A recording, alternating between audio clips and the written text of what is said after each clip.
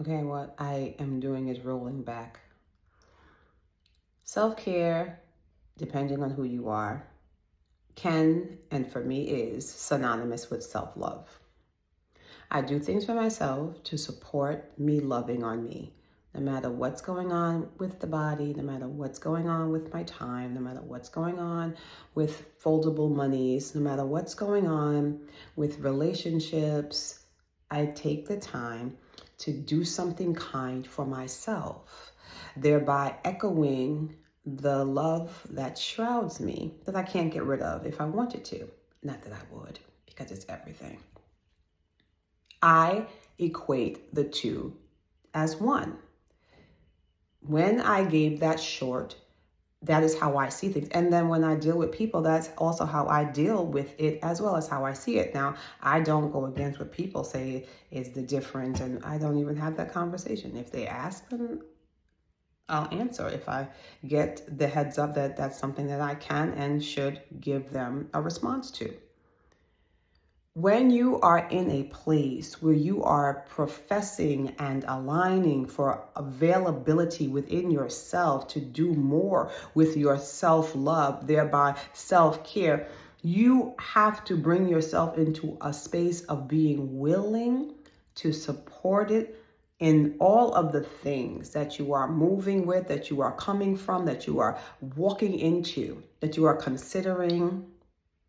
If not, then you will do the things of habit before you got into the place of cycling and checking to see if you are supporting this love of self in all of these aspects. It is highly possible to be booked and busy, trendy colloquialism phrase, and still practice self-care. It has nothing to do with fundamentals of money and lavish and excess monies, and it has nothing to do with that. It has everything to do with our desire and our interest to be a part of showing up, giving ourselves the best that we have to got. Like Anita Baker song, giving you the best that I've got. If you're going to start giving somebody the best that you've got, how about you start with yourself? How about you start with you? You start with you, giving yourself the best that you have. This way, when you give to other people, you can actually do something that's called giving them your best.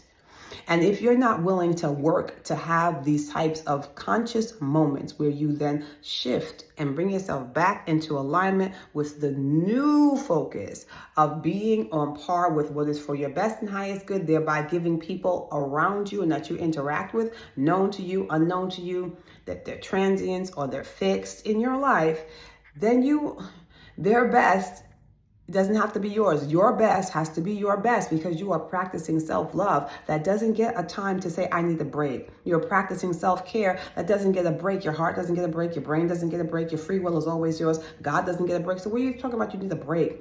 The break comes in valuing who you are, seeing who you are, and in those places being less random about giving yourself some attention, giving yourself capability and permission to be interested in you. That doesn't mean you get a swole head and you're bitter. That doesn't mean that you're prideful and egotistical. That means that you understand that this is my me time. If you have a me time when you're going to the bathroom, that's your me time. You can take time to take your time and say encouraging things to yourself. If you're brushing your teeth and you don't have 27 people around you or 2 people around you or another person around you, and you can brush your teeth in peace, brush your teeth and say kind words to yourself. These are supportive measures that we take to support healthy self-talk. This is a self-care thing. You see, brushing your teeth is a self-care thing. It can also be looked upon as self-love. You don't have a yuck mouth.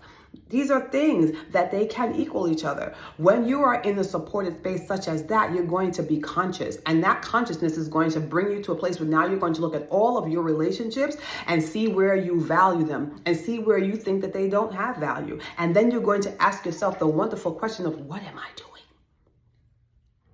And when you ask that question honestly of yourself to yourself, what am I doing? You will answer yourself and you will find that if this is not with a support for what is healthy, now you got to talk about defining terms and such. And if you get in that space of being interested, then you will do this because it'll be natural to you. And then the series of my infamous whys. Yes, Dr. C has an infinite why series in which It's an infinite layering of whys. Every answer is met with a why, and all questions must be answered. You might take time to do this, but it's always better to do it with a person that is neutral, or can be, and does act accordingly in being neutral. If you're doing it with somebody that's a human being that's not you, it's not wise to do it if you know you're prone to excuse making. It is not something that you can do, because you will do what you've done and continue to do, and it will fail. And the why never fails. It's 3 letters, 1 syllable, and it always works. So if you work it erroneously, you have violated its position to support healing. So please don't do that. You are not supposed to counsel yourself, so says the word. And it is a wonderful advice. It's why you have therapists, and you have people that you call friends. You have people that you call family that can be a support to you.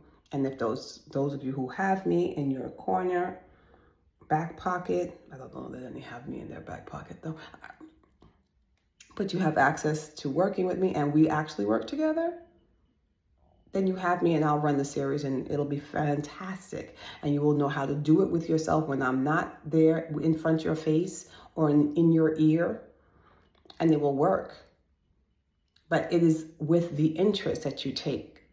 And thereby you will start to navigate from a space of expecting your relationships to be healthy, to be healing, to be progressive, to be supportive of growth and development. To not hold you in the prison of the past, and not to hold you in a prison that blocks a future. You have but one consistent moment that you can move with and win from. And that's now. Another 3-letter, 1-syllable word, bomb, and full of genuine power that allows you to play at an equal playing field, enter on an equal playing field, and navigate with your free will as much as you are interested. To win, it helps. The point is to understand that self-care is and can be linked to be synonymous with love, self-love. As you're growing and acclimating to forming healthy habits, healthy relationships, healthy inquisitory spaces, healthy inquisitions. Well, that might not even make sense to you, but let me land it this way. Being asked an open question versus being asked a leading question. Leading questions don't support healthy interest of curiosity. They more so help the support of allowing people who are prone to run, allowing people who are prone to shut down because they don't like being open or being in spaces where they have to commit to what they're saying. They don't want to be held accountable for the things that they do, nor the words that they speak. So then they want to allow for the vagueness and the plethora of, I don't understand, I don't get it, I don't understand, I don't get it. And out of those same mouths come actions that have strong foundations of surety when they act. But when they're asked to be accountable, they somehow go blank. And if you find yourself in those places, you will then ask yourself the necessary questions. What am I doing? And in those spaces, if you are honest and not afraid, you will allow yourself to make decisions that honor the health that you are looking for, that you are progressing with, that you are crying out to explore more of and more so deeply. And there is when you start to make the shifts that identify that you are to you worthy, that you are to you valuable, that you are to you enough, that you are to you deserving of being in a relationship that mirrors that worth, that value, that understanding that they, like you, are enough and that they, like you, are deserving. So if you guys are not seeing eye to eye and communication is not a strategy that is appealing to one or both of you, you will simply let them go. Not with malicious intent or desires or visuals. I hope you get hit by a car. I hope your whole life falls apart. Nothing like that. because that's a violation, but we're not here for that right now. It is with a loving release that you let them go in the peace by which they entered into your life. You let them go. And you want like nothing but the best for them. But that doesn't mean that you're going to sign up to be in duress, in confusion, in support for the less, just to have them around. I want you to hold that and consider it. Tell me what you think, because I'm interested.